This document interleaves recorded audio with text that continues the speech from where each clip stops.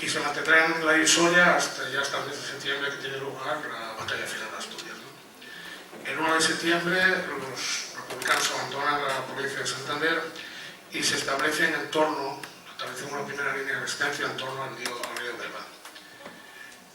Es fácilmente flanqueada por el ejército franquista y los ejércitos republicanos abandonan la villa de Llanes, y la única defensa que hace la villa de Llanes es en los Altos de Colón y más tarde en el aeropuerto de Cuera. Se establece principalmente en la Sierra de Cuera todas las unidades republicanas, insisto, menos una parte del batallón Borosilov 236, que eran cuyos componentes eran vecinos del concejo de Lena, que se establece en la cuesta de Colón. El día 4 de septiembre es el único obstáculo que tienen los rebeldes para entrar en Llanes, la costa de Colón. La atacan con todo, el tercio de Navarra, que es una unidad de élite principal de las navarras que están atacando, el segundo batallón de América, la aviación alemana de la Legión Cóndor, incluso Bous desde la costa, ¿no? Las dos compañías, 300 hombres, 300 republicanos aguantan como pueden, y cuando se retiran quedan numerosas bajas sobre el terreno, ¿no? A día de hoy sabemos que en el front tenemos dos fosos comunes con más de 100 personas en total. Son fosas de frente, pero sabemos que hay dos fosos comunes ahí con más de 100 personas, en su mayoría procedentes del concejo de Lena. Eso fue el único obstáculo que se impone para que caiga Llanes, ¿no? Antes de que caiga Llanes. La guerra permanecerá en el concejo de Llanes hasta el 22 de septiembre, principalmente por Cuera, por la Sierra de Cuera, famosas las batallas de Razuco, de Benzúa, e incluso al final la de Peñablanca, ¿no? Peñas Blancas. El día 21 de octubre, el día que cae 1977, el día que los rebeldes, los franquistas, entran en Gijón y caen Asturias, dan comienzo en Llanes los primeros fusilamientos con sentencia. La primera cárcel que se habilita, ya se habilita en Llanes a partir del día siguiente de su conquista, el día 5 de septiembre, es en la iglesia. Luego se traslada a un edificio que tenemos aquí cerca, que había sido hospital, ¿no? El Colegio de la Encarnación, hoy Hotel Don Paco. Esa ahí es la cárcel de Llanes, ¿no? El día 21 de octubre, insisto, el día que acaba de recibir en Asturias, hay 345 presos en esta cárcel. Tendrán lugar, detrás de las tropas franquistas, viene un tribunal itinerante, tendrán lugar en varios consejos de guerra que se salvarán con el fusilamiento de 36 personas en el cementerio. Curiosamente, algo atípico es que una parte importante de esos fusilamientos tendrá lugar por la tarde, ¿no? Cuando antes suelen ser al amanecer. Los presos iban andando desde aquí al cementerio y los fusilaban, o sea que era un espectáculo público para todos los habitantes de Llanes ver los fusilamientos día a día, ¿no? El último tendrá lugar el 31 de diciembre, el día Nochevieja, y a partir de ahí ya empezarán a celebrarse los consejos de guerra de Gijón, ¿no? Insisto, bueno, aquí hubo 36 fusilamientos, de los que 27 eran vecinos del concejo y 9 de fuera. O sea, ya tendrán lugar luego ya en Gijón, donde fusilan otros 70 vecinos del concejo de Llanes. Aún no sabemos, no tenemos los trabajos hechos, bueno, hay que contar a estos los que fusilan en Oviedo, los que fusilan en Previa, o sea, la represión judicial fue salvaje, ¿no? Además, bueno, en Llanes, aparte, hubo campo de concentración en Telorio, un importante campo de concentración en lo que es el monasterio, lo que hoy se conserva al lado del mar, en Celorio, ¿no?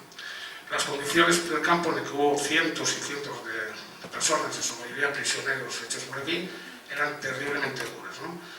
Tenemos las partidas de función de varias docenas de personas que murieron en el campo de concentración, no sabemos si por causas naturales, por la mala alimentación, el frío, o que fueron asesinados y luego hubo muchas sacas del campo de concentración. Una en la que trabajamos hace unos años, en el año 2006, en el año 2006 tuvimos una sumación, y participé en una sumación con otra asociación, por la Fórmula de Asturias, en la sumación de Turanzas, ¿no? Sacamos a 5 vecinos de Celorio, uno de ellos era el alcalde pedaño, que habían sido precisamente sacados del campo de concentración y asesinados en Turanzas y entregados a ellos. Se los devolvimos a sus familias, insisto, en el año, creo que fue 2006. Aparte de la represión judicial, hubo también una importante represión extrajudicial, ¿no? La diferencia, nosotros diferenciamos la pantomima del tribunal franquista, en el que no tienes derecho a ningún tipo de defensa, pero bueno, separar un poco de lo que son el paseo, ¿no? En el concejo de Llanes, solo fosas de represión debe haber más o menos unas 2 docenas. Concejo de Llanes. Hay otra singularidad también que diferencia a Llanes de otros lugares, es que muchas fueron sumadas por sus familias. Una cosa muy curiosa, hay muchas fosas que fueron sumadas en los años 50, los años 60, y otras están aún sin sumar. Y luego hay una cifra muy importante de fosas de frente con cientos de personas. Estamos hablando, en la Sierra de Cuerda murieron miles de republicanos. Y las unidades que participaban, porque las unidades árabes o del ejército directamente, quemaban los cuerpos. Tenemos testimonios de gente de Llanes que participó en la quema de hoguera, o sea, lo que fue la construcción de la pira de ciertos, ¿no? Pero aquí por aquí operan muchos tercios de Requeté. Los tercios de Requeté son profundamente católicos y daban enterramiento a todas sus víctimas. Y aquí las unidades de élite que van a guardia fueron siempre tercios de Requeté, o sea que tenemos por la Sierra Pura tenemos docenas de fosas comunes, muchas de ellas con docenas de personas, ¿no? El trabajo en Llanes, como el resto de Asturias, está prácticamente sin hacer. Yo digo que lo único que se hizo, pues hizo José Luis Vives de Amieva a título personal y Virginia Guerrero también con unas biografías y tal.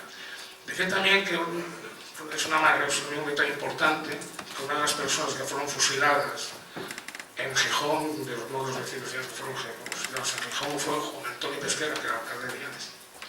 Tema muy importante, ¿no? Y nada, insisto en que hoy no toca hablar de Llanes, para tener un detalle con vosotros, porque hoy no vamos a hablar de fosas y de exhumaciones, y paso la palabra a mi compañero Rubén. Muchas gracias.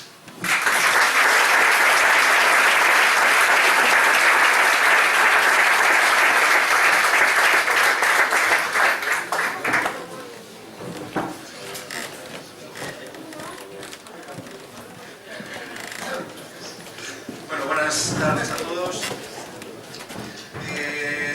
Muchas gracias por estar aquí, gracias a los representantes del Ayuntamiento.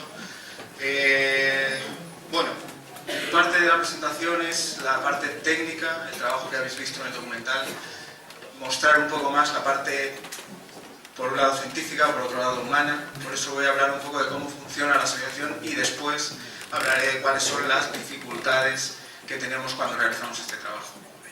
Para empezar, y situar un poco en contexto, las exhumaciones en España, como decía antes Alejandro, en el momento que muere Franco, muchas familias deciden ir a buscar a sus desaparecidos porque ellos saben dónde están enterrados.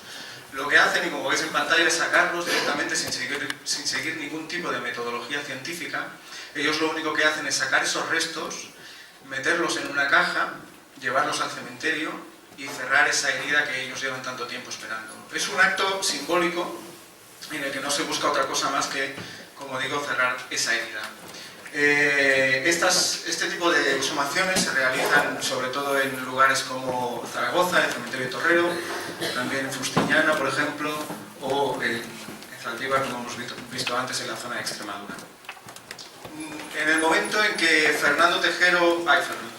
Antonio Tejero entra en el Congreso de los Diputados diciendo quieto todo el mundo,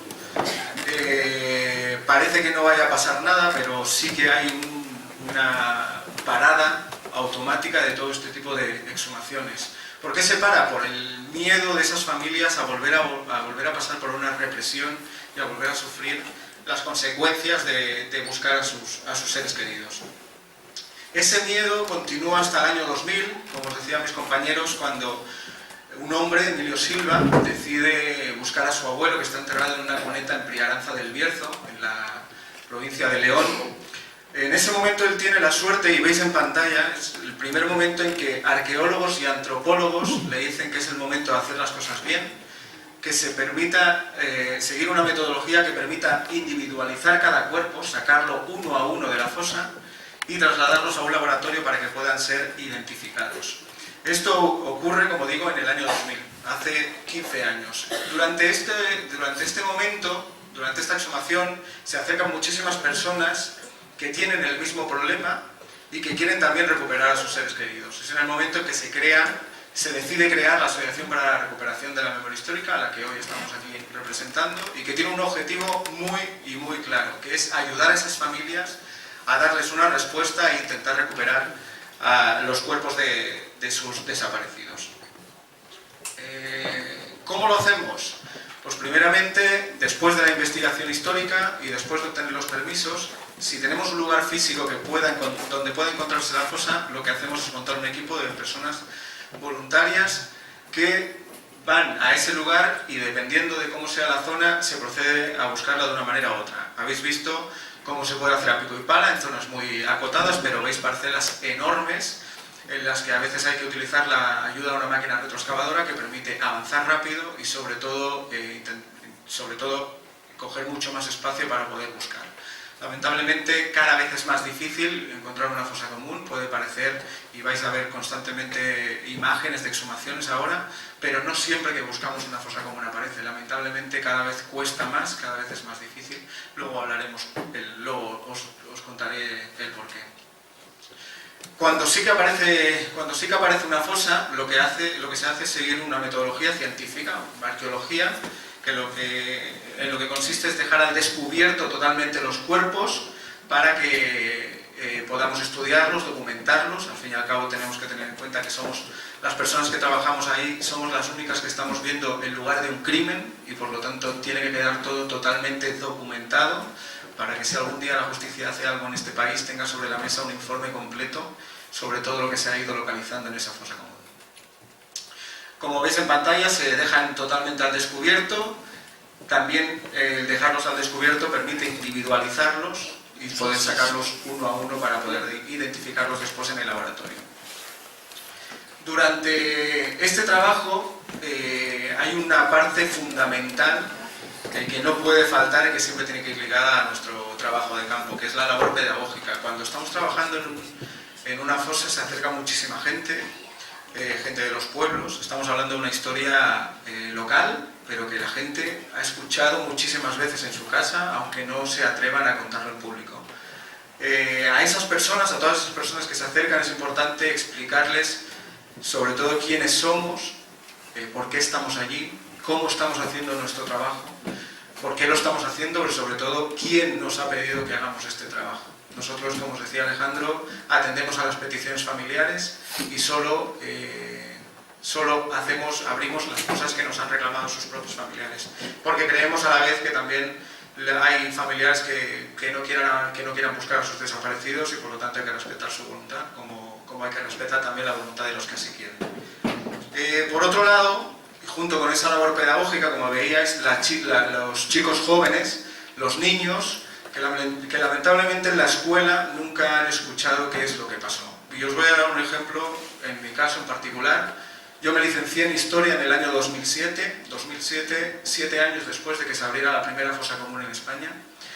En esa licenciatura de Historia yo aprendí muchísimos temas, desde la prehistoria hasta la actualidad. Hice una asignatura que se llamaba Historia Contemporánea en España, donde se englobaba el franquismo y la guerra civil. Pero curiosamente ningún profesor en mi facultad nunca me dijo que habían 114.000 personas desaparecidas en España. Lamentablemente eso pasa en todos los institutos, pasa también en las universidades y es una falta grave, totalmente grave, que no se explique a las personas, a la sociedad, cuál es la realidad que nosotros estamos descubriendo. Al fin y al cabo nosotros no estamos inventando una historia, nosotros estamos dejando al descubierto una verdadera historia de lo que pasó, no de lo que cuentan a día de hoy muchos de los manuales de historia. Por eso es importante enseñarle a esos niños para que aprendan qué es realmente lo que pasó en España. Además, como os decían también mis compañeros, siempre que aparece una fosa común ponemos una denuncia en el cuartel de la Guardia Civil más cercano denunciando que han aparecido unos restos con evidentes signos de violencia. En ese momento la justicia debería ponerse en marcha, vais a ver 2, 3, 4 fotografías que tienen que ver con guardias civiles en una fosa. Podéis pensar que podría poner muchas más, pero no es así.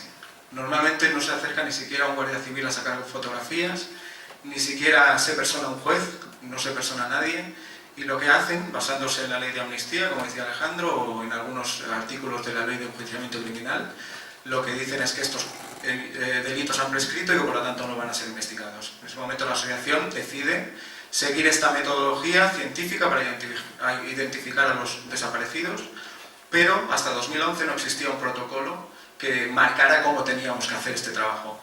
Pensad que las imágenes que veíais en el primer momento, de los años 70, era una metodología, bueno, simplemente sacar los restos, meterlos en una caja y trasladarlos al cementerio. Digamos que hasta el año 2011 en España podíamos estar haciendo lo mismo con esos restos que nosotros estamos encontrando. La asociación decidió hacerlo de esta manera porque creemos que es digno que podamos identificar a esas personas y sobre todo ponerles un nombre y un apellido para que consten como personas asesinadas y que existieron en España, porque en muchos casos ni siquiera sus nombres están recogidos en ningún lugar.